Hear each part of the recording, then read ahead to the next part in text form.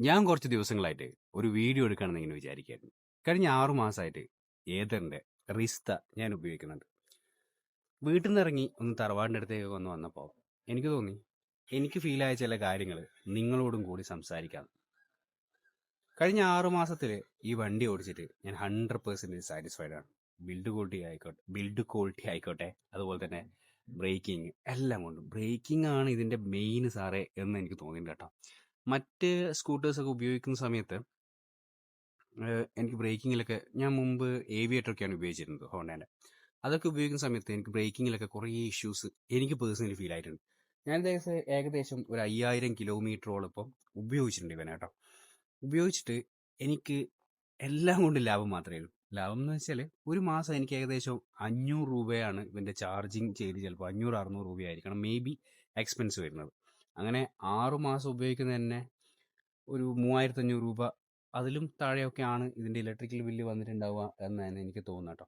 സാധാരണ രീതിയിൽ ഞാൻ പെട്രോൾ അടിക്കുകയാണെങ്കിൽ ഒരു മാസം എനിക്ക് 2000-2500 രൂപയുടെ ഒക്കെ പെട്രോൾ അതിന് മാത്രം ഞാൻ ഉപയോഗിക്കുന്നുണ്ട് കേട്ടോ, ഓടുന്നുണ്ടായിരുന്നു. അതിന് മാത്രം ഞാൻ അതുകൊണ്ട് തന്നെ പെട്രോൾ അടിക്കേണ്ട ആവശ്യമുണ്ടല്ലോ. അപ്പോൾ ഒരു വലിയ എക്സ്പെൻസ് തന്നെ വരുമായിരുന്നു.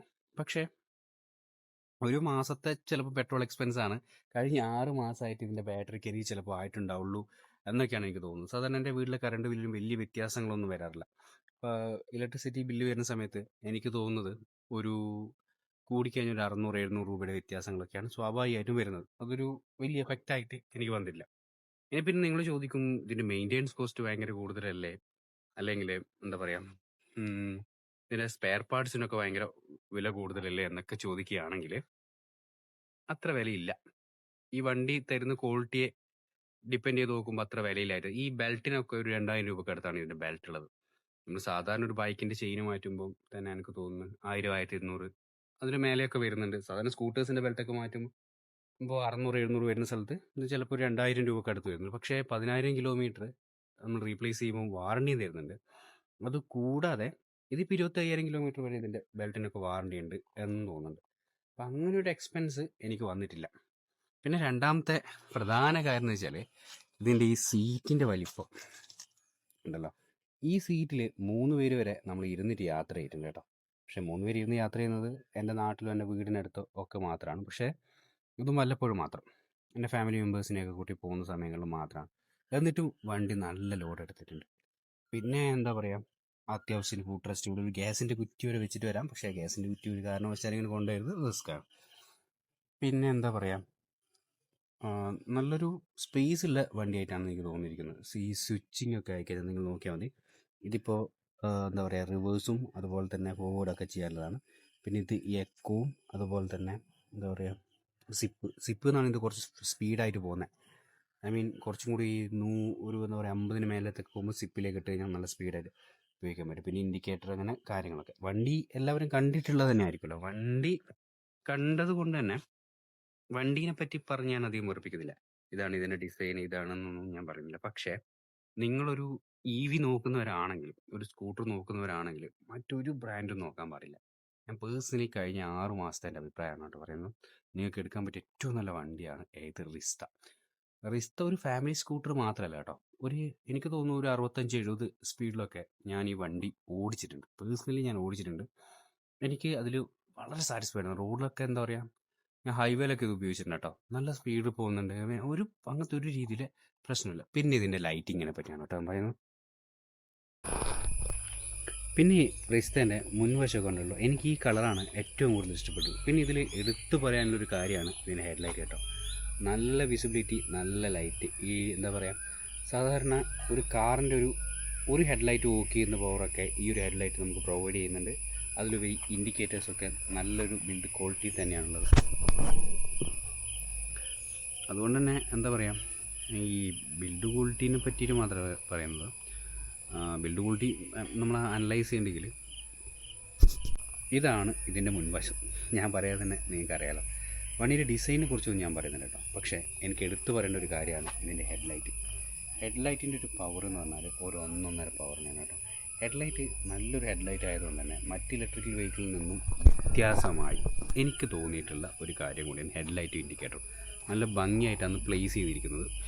അതുകൊണ്ട് തന്നെ ഒരു ഓക്കെ ലെവൽ ഇൻഡിക്കേറ്ററുമാണ്, അതുപോലെ തന്നെ ഹെഡ്ലൈറ്റൊക്കെ നല്ലതാണ്. അതുപോലെ തന്നെ ടെയിലൈറ്റ് ഡിസൈൻ എനിക്ക് നന്നായിട്ട് ഇഷ്ടപ്പെട്ട ഒരു ഡിസൈൻ കൂടിയാണ്. ഒരു സ്ട്രെയിറ്റ് ലൈനായിട്ടുള്ളൊരു ടെയിലൈറ്റാണ്.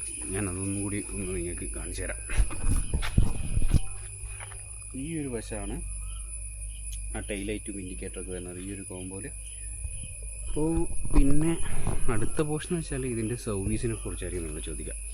ഞാൻ സർവീസ് ചെയ്യുന്നത് എൻ്റെ നാട്ടിലുള്ള തലശ്ശേരിയിൽ നിന്നാണ് സർവീസ് ചെയ്യുന്നത്. തലശ്ശേരിയിലെ സർവീസ് എനിക്ക് തോന്നുന്നു നൈറ്റ് വരെ ഞാൻ വിളിച്ചിട്ട് സെയിൽസ് എക്സിക്യൂട്ടീവ് വിളിച്ചിട്ടുണ്ട്. ചില പ്രശ്നങ്ങളും വണ്ടീൻ്റെ അങ്ങനെ പ്രശ്നങ്ങളെന്നല്ല, എൻ്റെ ഫ്രണ്ടിൻ്റെ ഒരു വണ്ടീൻ്റെ ഇഷ്യൂസൊക്കെ സംസാരിക്കാനും പിന്നെ അതിൻ്റെ സർവീസിന് ബുക്ക് ചെയ്യാൻ വേണ്ടിയിട്ടൊക്കെ നൈറ്റ് വരെ അവർ പ്രോപ്പറായിട്ട് ഫോൺ എടുത്തിട്ടുണ്ട് എന്നുള്ളതാണ് എനിക്ക് പറയാനുള്ളത്. ഒന്നാമത്തെ കാര്യം തലശ്ശേരിനെ പറ്റിയാണ് ഞാൻ പറയുന്നത്. തലശ്ശേരിനെ ഞാൻ വണ്ടി കൊടുക്കുന്നത്. അപ്പോൾ അതിലൊക്കെ ഞാൻ ഫുള്ളി സാറ്റിസ്ഫൈഡ് തന്നെയാണ്. അപ്പോൾ എനിക്ക് ഇപ്പോൾ ഈ 5000 കിലോമീറ്ററോളം ഞാൻ ഉപയോഗിച്ച് കഴിഞ്ഞതിൽ എനിക്ക് പറയാനുള്ളത്, എനിക്ക് നല്ല രീതിയിൽ പെട്രോളിൻ്റെ ഒരു പൈസ സേവ് ചെയ്യാൻ പറ്റിയെന്ന് പറയാം. പെട്രോളിൻ്റെ പൈസ എനിക്ക് എന്താ പറയുക എൻ്റെ കയ്യിലേക്ക് വന്നിട്ടുള്ളത്, മറ്റു പല കാര്യങ്ങൾക്ക് ചിലവാകും. എന്നിരുന്നാലും പെട്രോളിന് വേണ്ടിയിട്ട് ഞാൻ മാറ്റി വെച്ചുകൊണ്ടിരുന്ന പൈസ ഇപ്പോൾ എനിക്ക് മറ്റു പല കാര്യങ്ങൾക്കാണ് ഉപയോഗിക്കുന്നത്. അപ്പോൾ പെട്രോളിൻ്റെ ഒരു പൈസ നമുക്ക് സേവ് ചെയ്തെടുക്കാം. പിന്നെ പലരെയും സംശയമായിരിക്കും ഇതിലെ ടയർ തേയ്മാനം അങ്ങനെയാണ് ഇങ്ങനെയാണെന്നൊക്കെ, കോമൺ ആണ് കേട്ടോ. ഞാനിപ്പം 5000 കിലോമീറ്റർ ഉപയോഗിച്ചിട്ട് ടയറൊക്കെ ഒന്ന് നോക്കിയായിരുന്നു. ഞാൻ കുറച്ച് ഈ ഓട്ടോമൊബൈൽ രംഗങ്ങളിൽ വർക്ക് ചെയ്തുകൊണ്ട് ഞാൻ ജസ്റ്റ് ഇതിൻ്റെ ടയർ തായുന്നുണ്ടോ അല്ലെങ്കിൽ ടയറിന് തേയ്മാനം കൂടുതലുണ്ടോ എന്നൊക്കെ നോക്കാനായിട്ട് ഞാൻ ഇപ്പം ചെക്ക് ചെയ്തിരുന്നു. അതിൻ്റെ റിസൾട്ടും കൂടി ഞാൻ ആഡ് ചെയ്ത് കാണിച്ചു തരാം കേട്ടോ. അങ്ങനെ ആഡ് ചെയ്ത സമയത്തും എനിക്ക് എന്താ പറയുക വലിയൊരു വ്യത്യാസമുള്ളതായിട്ട് തോന്നിയില്ല.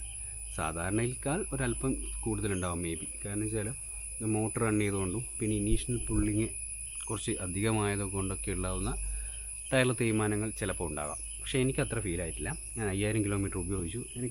ഇനിയും കൂടുതൽ ഓടാനുള്ള ടയേഴ്സ് എനിക്ക് തോന്നുന്നൊരു 20-25 വരെയൊക്കെ കിട്ടുമായിരിക്കാം, അല്ലെങ്കിൽ ഒരു 20 ഒക്കെ എത്തും എന്ന് ഞാൻ പ്രതീക്ഷിക്കുന്നു. അത്രത്തോളമൊക്കെ വരും എന്നാണ് ഞാൻ പ്രതീക്ഷിക്കുന്നത്. അറിയില്ല. ഇപ്പോൾ എനിക്ക് തോന്നുന്നത് ഒരു 15 കിലോമീറ്ററെങ്കിലും 15,000 കിലോമീറ്ററെങ്കിലും ഓടാനുള്ളൊരു ടയർ ഇതിലുണ്ടാകും. പിന്നെ മറ്റുള്ള വണ്ടികളിൽ നിന്നും വ്യത്യസ്തമായി എനിക്ക് തോന്നിയത് വൈഡായിട്ട് കിടക്കുന്ന മിററായതുകൊണ്ട് പുറകിലത്തെ വ്യൂ ഒക്കെ നല്ല രീതിയിൽ, ഇപ്പോൾ പല ഡിസൈൻ്റെ ഭാഗമായിട്ടും മിററിൻ്റെ വലിപ്പമൊക്കെ കുറഞ്ഞു വരുന്നൊരു ഇതുണ്ടല്ലോ. ഇത് നല്ല വിസിബിലിറ്റിയാണ്, നല്ല എന്താ പറയുക കുറച്ചും കൂടി വൈഡായിട്ട് കിട്ടുന്നതായിട്ട് എനിക്ക് തോന്നിയിട്ടുണ്ട് ഞാൻ മുമ്പ് ഉപയോഗിച്ച ഹോണ്ടയുടെ സ്കൂട്ടറിനേക്കാൾ. പിന്നെ ഉള്ളതെന്ന് വെച്ച് കഴിഞ്ഞാൽ നിങ്ങൾക്കിത് 100% വിശ്വസിച്ച് വാങ്ങിക്കാം. ഇന്ത്യയിൽ എല്ലാവരുടെയും സർവീസ് ഉണ്ട്, നല്ല സർവീസാണെന്നാണ് എനിക്ക് തോന്നുന്നത്. പിന്നെ സ്പെയർ പാർട്സിൻ്റെ പൈസ ഇത്തിരി കൂടുതലാണ് എല്ലാവരും പറയുന്നുണ്ട്. പക്ഷേ എങ്കിൽ കോമഡി എൻ്റെ ഫ്രണ്ടൊക്കെ ഉപയോഗിച്ചിട്ട് ഈ വണ്ടിക്ക് ഇപ്പോൾ ഒരു മാരുതി 800 ഉപയോഗിക്കുന്ന രീതിയിൽ ഒരു ടൊയോട്ടേൻ്റെ വണ്ടിയോ അല്ലെങ്കിൽ മാരുതി 800-നേക്കാൾ മുകളിലുള്ള ഒരു 1000cc വണ്ടി ഉപയോഗിക്കാൻ പറ്റില്ല. പക്ഷേ സ്പെയർ കംഫർട്ട് എല്ലാം നോക്കുമ്പോൾ ഇലക്ട്രിക്കലിൽ നമുക്ക് 100% വിശ്വസിച്ച് വാങ്ങാൻ പറ്റിയ ഇപ്പോഴത്തെ ഒരു കണ്ടീഷനിൽ എനിക്ക് പറയാൻ പറ്റും ബെസ്റ്റാണ്. പിന്നെ 8 വർഷത്തെ അഡീഷണൽ വാറണ്ടി കൂടെ നിങ്ങൾ എടുത്താൽ മാത്രമേ നിങ്ങൾക്കിത് മുതലാവുള്ളൂ കേട്ടോ. അല്ലാത്ത രീതിയിൽ 5000 രൂപ അങ്ങനെ വരുന്നത്. അപ്പോൾ നിങ്ങളത് എടുക്കാം. പിന്നെ എനിക്ക് പേഴ്സണലി നിങ്ങളോട് പറയാനുള്ളത്, നിങ്ങളെ എൻ്റെ അഭിപ്രായങ്ങൾ അല്ലെങ്കിൽ എൻ്റെ അനുഭവങ്ങൾ നിങ്ങൾക്ക് എന്തെങ്കിലും ഇതിനെ പറ്റിയിട്ട് അഭിപ്രായമായിട്ട് ബന്ധപ്പെട്ട എന്തെങ്കിലും ഡൗട്ടോ കാര്യങ്ങളോ ഉണ്ടെങ്കിൽ എന്നോട് ചോദിക്കാം. പിന്നെ നിങ്ങൾ എൻ്റെ ഈ ചാനലൊന്ന് സബ്സ്ക്രൈബ് ചെയ്യണം, അതുപോലെ തന്നെ ലൈക്ക് ചെയ്യണം, ഷെയർ ചെയ്യണം. അപ്പോൾ മാത്രമാണ് എനിക്ക് ഇത്തരത്തിലെ വീഡിയോസ് ചെയ്യാനൊക്കെ പറ്റുക. അപ്പോൾ നിങ്ങൾ അങ്ങനെ ചെയ്യും എന്ന് ഞാൻ പ്രതീക്ഷിക്കുന്നു. Okay, bye. പിന്നെ എല്ലാവരുടെയും മെയിനായിട്ടുള്ള സംശയം എന്ന് വെച്ചാൽ ടയറിനുണ്ടാകുന്ന തേയ്മാനത്തെ പറ്റിയായിരിക്കും. തേയ്മാനം ഉണ്ടോയെന്ന് ചോദിച്ചു കഴിഞ്ഞാൽ സാധാരണയുടെ അല്പം തേയ്മാനം ഉണ്ടെന്ന് തോന്നുന്നു, ഇനീഷ്യൽ പുള്ളിങ് ഇത്തിരി കൂടുതലുള്ളതുകൊണ്ട്. പക്ഷേ എനിക്ക് അതിന് മാത്രം ഇഷ്യൂസൊന്നും തോന്നിയിട്ടില്ല. ടയർ ഞാനിതുവരെ മാറ്റിയില്ല, അപ്പോൾ അതിനെപ്പറ്റി കൂടുതൽ എനിക്ക് പറയാനും പറ്റില്ല. പക്ഷേ ഇതുവരെ ഓടിച്ചതിൽ ടയറിനൊന്നും അങ്ങനെ വലിയ പ്രശ്നം ഉണ്ടായി തോന്നിയില്ല. റോഡിൽ നമ്മൾ വണ്ടി ഓടിക്കുമ്പോൾ നമുക്ക് ഇടുന്നൊരു കോൺഫിഡൻറ്റ് വണ്ടിയുടെ ക്വാളിറ്റിയെ ഡിപ്പെൻഡ് ചെയ്തിരിക്കുന്നു എനിക്കെപ്പോൾ തോന്നിയിട്ടുണ്ട്. കാരണം വെച്ചാൽ അത് ഈ വണ്ടി ബീറ്റ് ചെയ്യുന്നുണ്ട്. നല്ല ക്വാളിറ്റി ആയതുകൊണ്ട് തന്നെ വണ്ടി ഓടിക്കുന്ന സമയത്ത് വളരെ ഒരു കംഫർട്ടാണ്, നമുക്കൊരു സെക്യൂർ ഫീലും കൂടി ഈ വണ്ടി തരുന്നുണ്ട് എന്ന് എനിക്ക് തോന്നുന്നു. പിന്നെ ബൂട്ട് സ്പേസിനെ പറ്റി ഞാൻ പറയേണ്ട ആവശ്യമില്ലല്ലോ, കുറേ സ്പേസ് ഉണ്ട്. നമുക്ക് ബാഗോ ഹെൽമെറ്റോ ഒക്കെ വച്ചിട്ട് കൊണ്ടുപോകാൻ പറ്റുന്ന നല്ലൊരു സ്പേസ് ഉണ്ട്. അപ്പോൾ ഇനി പുതുതായിട്ട് വണ്ടി എടുക്കാൻ ആലോചിക്കുന്നവരോടാണ് ഞാൻ പറയുന്നത്, നിങ്ങൾക്ക് രണ്ടും കൽപ്പിച്ചിട്ട് ഏതിൻ്റെ റിസ്ത വാങ്ങിക്കാം. കാരണം 5000 കിലോമീറ്ററിൽ ഒരു സിംഗിൾ സർവീസിന് കൂടി ഞാൻ ഈ വണ്ടി എവിടെയും ഗ്യാരണ്ടി തന്നിട്ടില്ല. പ്രോപ്പറായിട്ടുള്ള ചാർജ് കിട്ടിയിട്ടുണ്ട്. ചാർജിങ് സ്റ്റേഷനുകളും അവൈലബിൾ ആണ്. വീട്ടിൽ നിന്നാണ് 100% ചാർജ് ചെയ്യാറ്. അതിൽ 100 കിലോമീറ്ററോളം ഞാൻ റൈഡ് ചെയ്യാറുണ്ട്, എക്കോയിലും പിന്നെ അത് സിപ്പിലൊക്കെ ആയിട്ട്. എല്ലാ രീതിയിലും ഓക്കെയാണ്. പക്ഷേ ഒരു ചെറിയൊരു പ്രശ്നമുണ്ട് കേട്ടോ. ചില ദിവസങ്ങളിൽ എക്കോയിലിട്ട് പോകുമ്പോൾ സിപ്പിൻ്റെ ഒരു പവർ കിട്ടാറുണ്ട്. ചില ദിവസം രാവിലെ എണീച്ചിട്ട് അതേ എക്കോ തന്നെ പോകുന്ന സമയത്ത് തീരെ ഒരു പവർ ഇല്ലാത്ത പോലെ ഫീൽ ചെയ്യുന്നുണ്ട്. അപ്പോൾ ഞാൻ സിപ്പിലേക്ക് കൺവേർട്ട് ചെയ്തിട്ടാണ് ഓടിക്കുന്നത്. അതെന്തോ ചെറിയ എറർ ഉണ്ടെന്നൊക്കെ പറയുന്നുണ്ട്. പക്ഷേ അതൊരു റൈഡിനെ ഒരു രീതിയിലും ബാധിക്കാത്തൊരു സാധനമാണ്. അപ്പോൾ എനിക്ക് ഇപ്പോഴും പെട്രോൾ സ്കൂട്ടർ ഓടിച്ച് എന്താ പറയുക, കൂടുതൽ പൈസക്ക് എണ്ണയൊക്കെ അടിച്ച് മുടിയുന്നവരോട് എനിക്ക് പറയാനുള്ളത്, ലോൺ എടുത്തിട്ടായാലും നിങ്ങളൊരു ഇലക്ട്രിക് സ്കൂട്ടർ വാങ്ങിച്ചോളൂ. ഇലക്ട്രിക് സ്കൂട്ടർ വാങ്ങിച്ചാൽ ഒരു കാരണവശാലും നിങ്ങൾക്ക് ഒരു നഷ്ടവും വരാൻ പോകുന്നില്ല. അപ്പോൾ എല്ലാവരും എത്രയും പെട്ടെന്ന് ഇലക്ട്രിക് സ്കൂട്ടറൊക്കെ വാങ്ങി, അല്ലെങ്കിൽ അത് റിസ്റ്റിയൊക്കെ വാങ്ങിച്ച് നിങ്ങളുടെ അഭിപ്രായങ്ങളും കാര്യങ്ങളൊക്കെ പറയാം. Okay, bye. അങ്ങോട്ട്